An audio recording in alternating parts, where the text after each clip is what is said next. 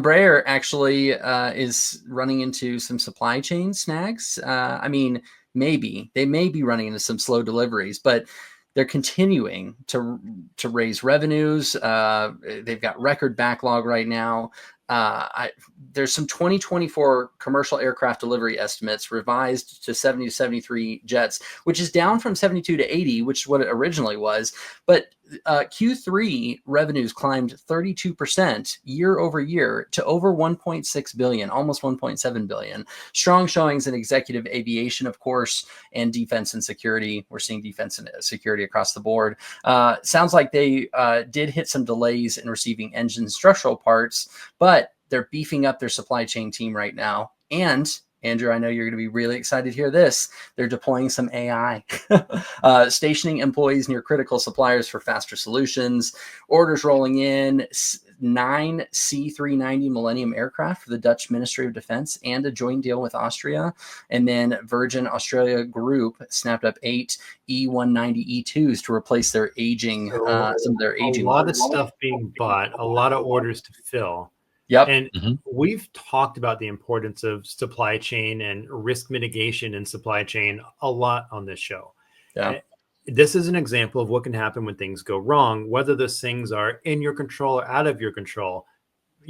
Figuring out what to do about them and how to fix things when they do go wrong is the key to what we talk about with supply chain, right? So, I mean, obstacles in global supply has now caused an estimated, what was that? You said, so 2 to 10 deliveries fewer, which doesn't sound like a huge amount, but it is a huge amount, especially when you look at how much these things cost and money made, profit, all that kind of stuff.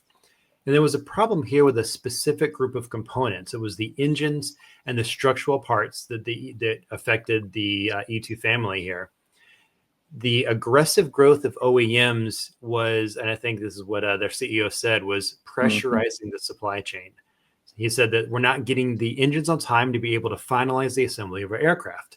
I mean, that's obviously a problem. How do you fix supply chain issues when you're already beyond the point of planning?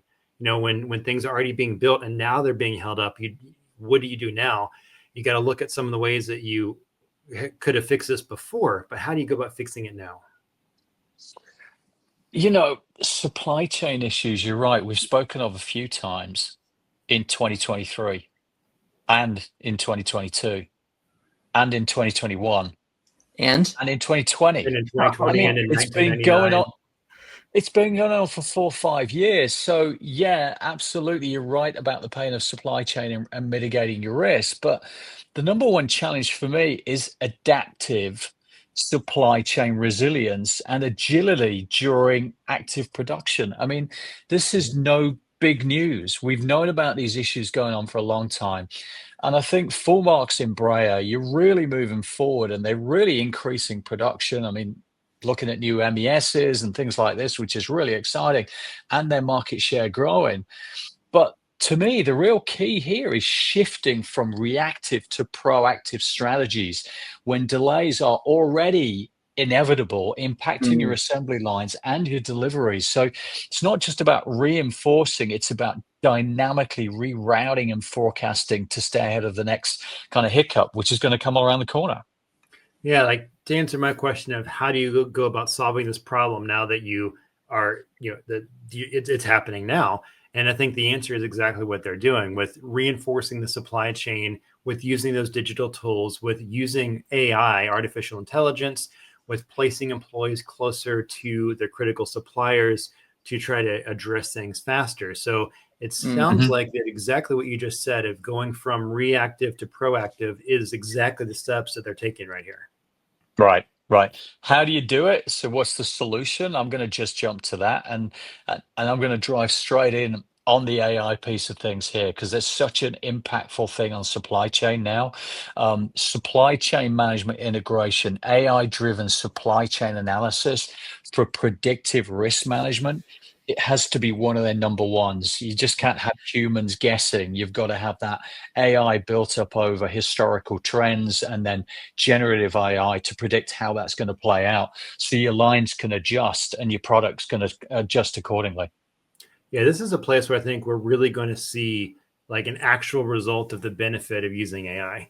We talk about it all the time of how this can play in, but we're going to see some real-time results from this whole process. Yeah. Because then it's not a surprise, is it? You've already adjusted for it because you're predicting that change.